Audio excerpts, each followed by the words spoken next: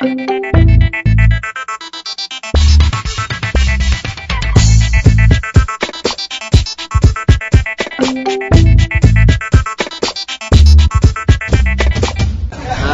reptile lovers, saya masih di stand Expo dalam rangka Indorex 2009. Saat ini tamu saya adalah seorang pemerhati atau sebuah organisasi pemerhati tentang reptil khususnya ular, yaitu Saudara Bagus dari Serpiente. Apa itu Serpiente dan apa saja yang dilakukan kegiatannya Serpiente, kita akan kupas lebih dalam lagi dalam bentuk wawancara saya dengan Saudara Bagus. Selamat datang Saudara Bagus. Ya, terima kasih. Apa namanya? Pak Bagus dari Serpiente Snack istilahnya ya, kan. Kalau kita boleh tahu apa sih Serpiente itu? Serpiente suatu lembaga atau komunitas pemerhati ular, yaitu dengan dasar kajiannya seperti edukasi yang bisa membuat para anggotanya itu lebih cinta dan mengerti akan keanekaragaman macam ular khususnya yang ada di Indonesia. Artinya baru sebatas pada ular saja ya? Iya, sebatas sama ular. Apakah ular berbisa sama ular tak berbisa sama aja? Sama saja ya. Terus apa namanya? Apa ini berupa LSM atau sebuah perusahaan atau memang murni pure istilahnya volunteer atau gimana? Oh ya, kalau kita sebenarnya itu sebuah komunitas Mas. Jadi istilahnya kita terdiri dari bermacam-macam sisi dari latar belakang anggota itu tidak semuanya ya, biasanya kita hanya sebagai yang bisa dikatakan sebagai volunteer istilahnya kan. Kita hanya modal kecintaan kita terhadap ular gitu. Ya, coba kita dedikasikan diri kita ini dengan serta-merta dalam tanda kutip kita tidak memperhatikan sisi-sisi yang lain. Kita hanya untuk murni untuk edukasi penelitian. Jadi bukan profit oriented ya istilahnya. Hanya komunitas. Oke, lebih gamblangnya kira-kira visi dan misi dari Serpiente ini seperti apa Mas Bagus?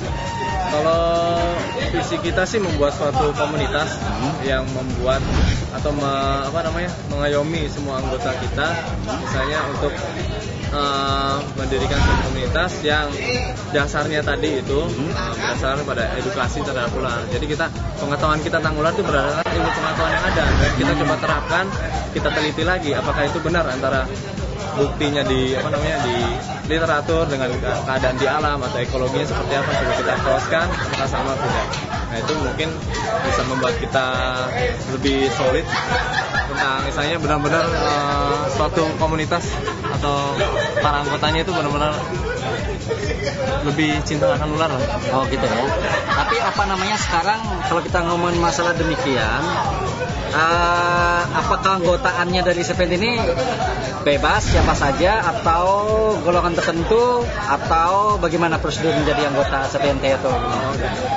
Kalau untuk menjadi anggota sebenarnya kita bebas untuk menjadi anggota. Kita istilahnya bukan di dalam artian kita bukan anggota. Kalau anggota tuh lebih dikatakan seperti ada yang senioritas, ada yang junior. Kita lebih dikenalkan sebagai teman.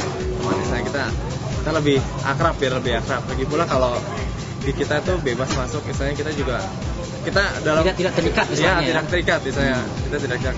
Lagi pula kalau dalam pribadi saya pun sendiri pasti ada kekurangannya. Pasti ada anggota lain yang lebih mengerti tentang ular. Nah, kita bisa crosskan, kita bisa sharing bersama, kita saling menutupi kekurangan kita di tentang ular ini. Jadi istilahnya gampang lah kan kalau masuk ke kita istilahnya. Kita hanya sebuah komunitas pembelajaran sebenarnya.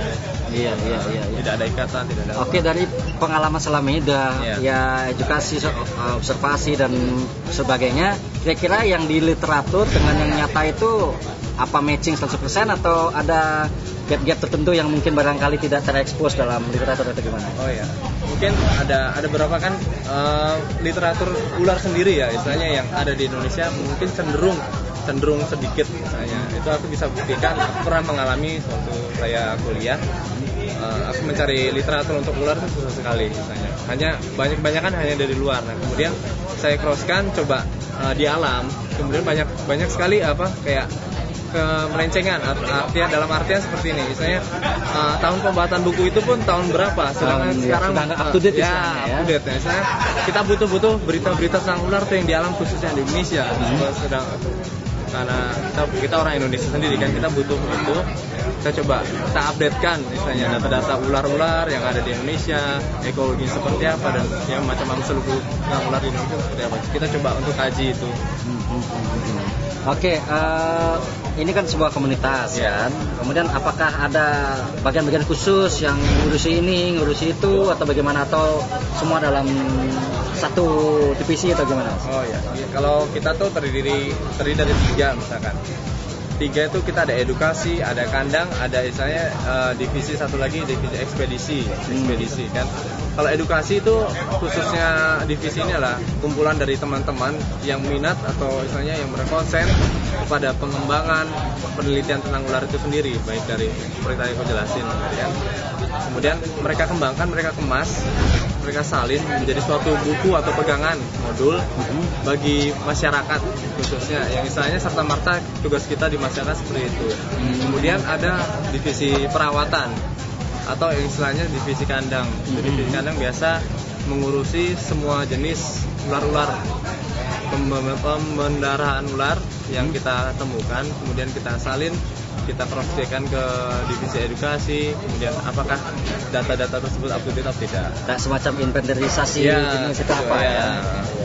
Kemudian ketika itu divisi ekspedisi yang bisa mengolah